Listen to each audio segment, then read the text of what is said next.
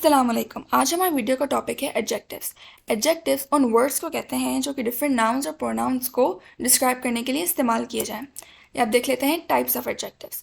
पहली हमारे पास टाइप है डिस्क्रिप्टिव एडजेक्टिव्स की।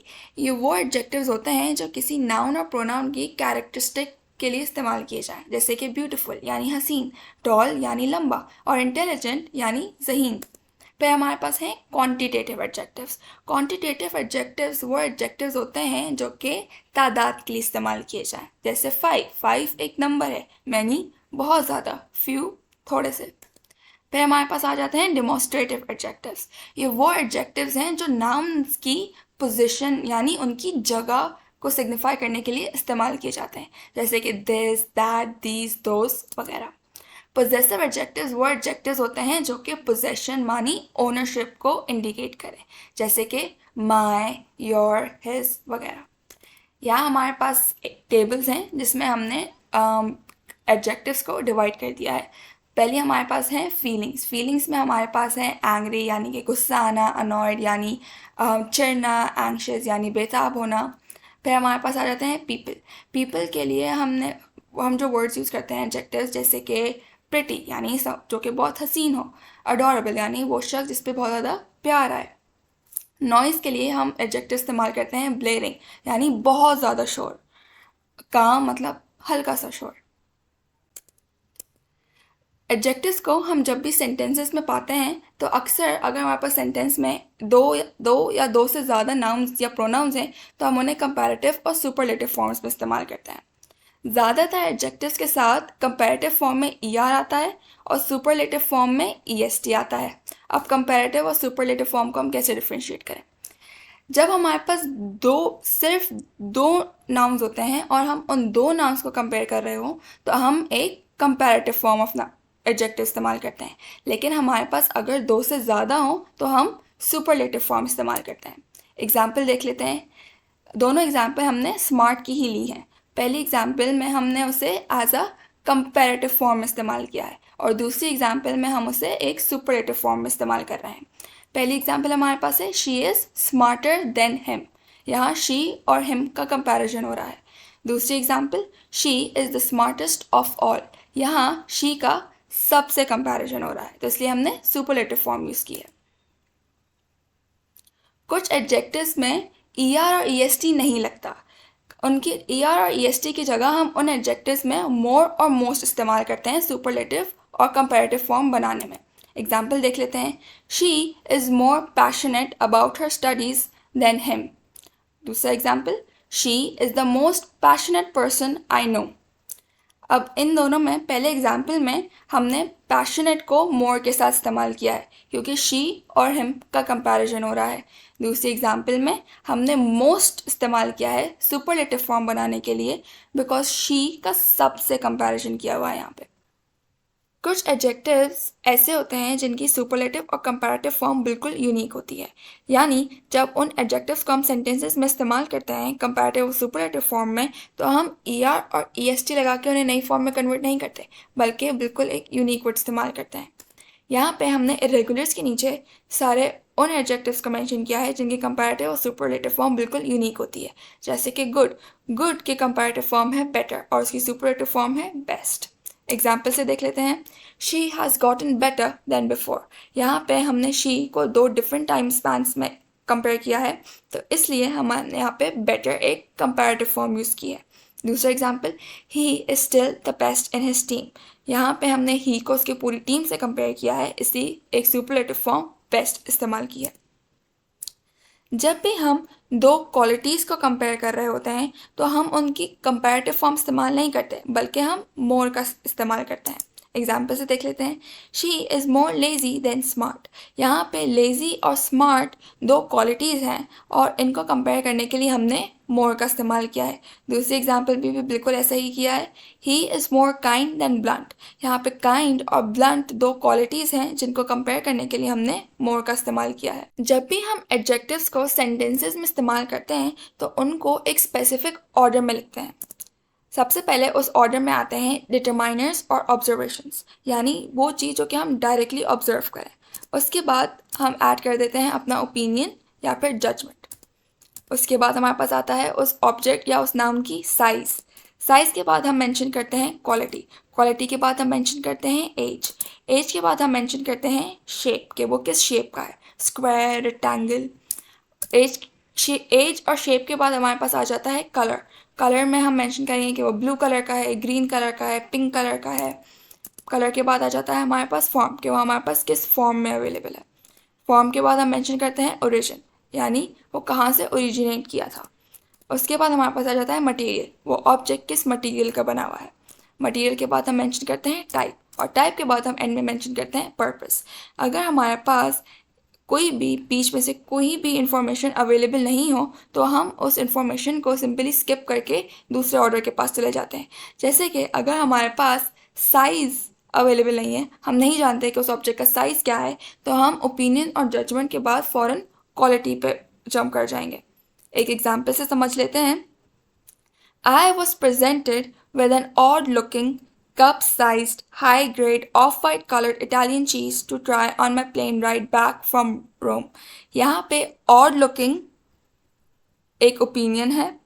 उसके बाद हमने कप साइज, उसका साइज मेंशन किया है। साइज के बाद हमने उसकी quality, high grade quality mention की है। उसके बाद हमने कलर मेंशन किया है। क्योंकि हमारे पास एज और शेप अवेलेबल नहीं था तो हमने उसका डायरेक्टली कलर मेंशन किया है। Of white coloured Italian cheese, Italy हमारे पास फॉर्म अवेलेबल नहीं था तो हमने इटालियन ओरिजिन को सिग्निफाई करने के लिए इस्तेमाल किया है। Italian cheese to try on my plane ride back from Rome.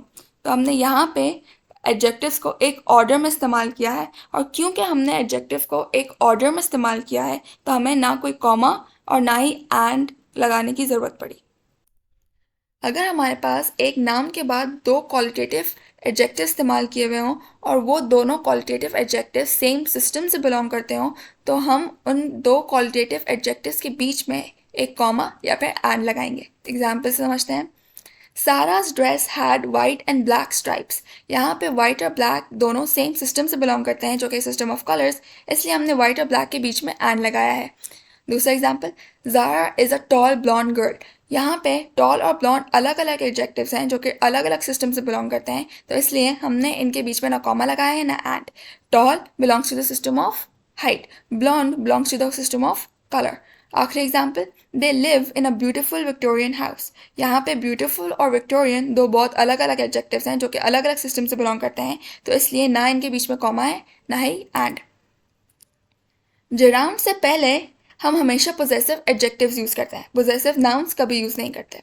जेराउंड्स basically verbs की वो फॉर्म होती है जिसके बाद में अगर हम ing लगा दें तो वो एज अ नाउन फंक्शन करते हैं।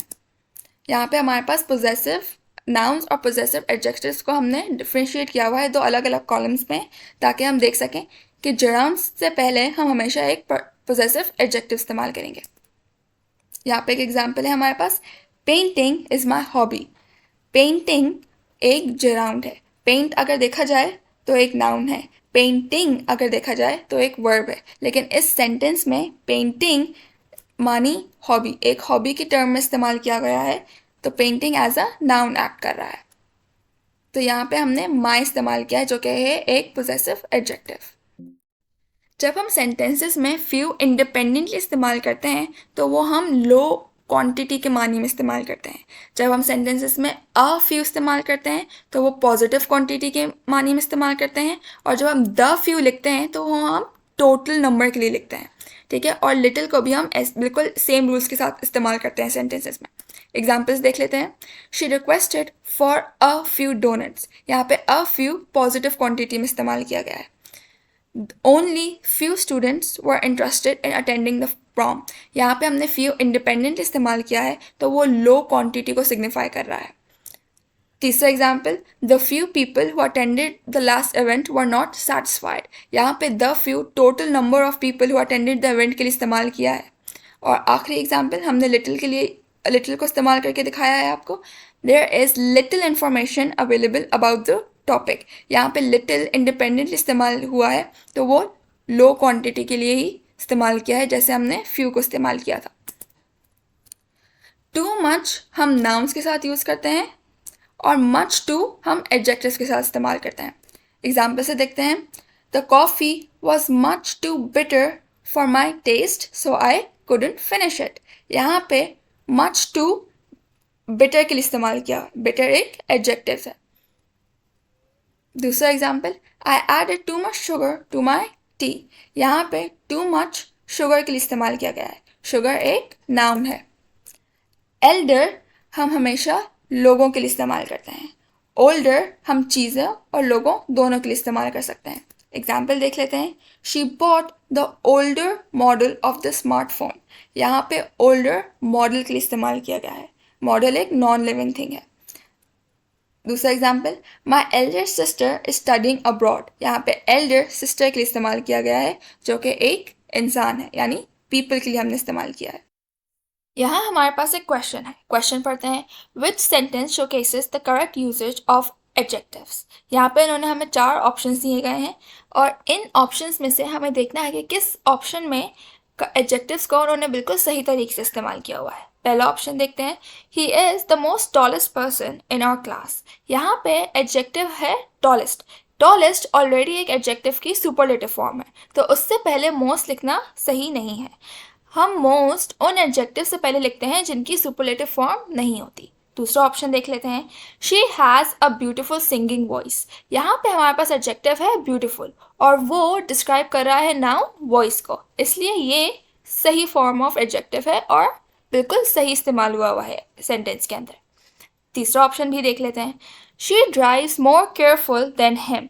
यहाँ पे हमारे पास एडजेक्टिव है केयरफुल, लेकिन वो डिस्क्राइब कर रहा है वर्ब ड्राइव्स को. एडजेक्टिव्स कभी भी वर्ब्स को डिस्क्राइब नहीं करते, वो हमेशा नाउन्स या फिर प्रोनाउंस को डिस्क्राइब करते हैं, इसलिए ये ऑप्शन भी गलत है. आखिरी ऑप्शन देख लेते हैं. The red big car is parked in the driveway. यहाँ पे हमारे पास एडजेक्टिव्स हैं रेड और बिग, लेकिन अभी हमने वीडियो में पढ़ा था कि एडजेक्टिव्स की जो ऑर्डर होती है उसमें साइज कलर से पहले आता है, इसलिए यहाँ पे जो ऑर्डर है एडजेक्टिव्स का वो सही नहीं है. सही ऑप्शन होना चाहिए था the big red car is parked in the driveway, लेकिन यहाँ पे रेड पहले है और बिग बाद में है, तो इसलिए ये ऑप्शन भी गलत है. हमारे पास सही ऑप्शन है she has a beautiful singing voice. यहाँ पे इन्होंने एक्सप्लेनेशन में वही बातें की हुई हैं कि एडजेक्टिव्स नाउन्स और प्रोनाउंस को डिस्क्राइब करते हैं. सही ऑप्शन हमारे पास है she has a beautiful singing voice, क्योंकि यहाँ पे एडजेक्टिव का सही इस्तेमाल हुआ है. केयरफुल की जगह यहाँ पे केयरफुली आना चाहिए, क्योंकि केयरफुली एक एडवर्ब है और एडवर्ब वर्ब्स को डिस्क्राइब करते हैं. बिग रेड कार में ऑर्डर का मसला है और यहाँ पे इन्होंने एक निमोनिक भी दिया हुआ है जिससे हम ऑर्डर ऑफ एडजेक्टिव्स को समझ सकते हैं.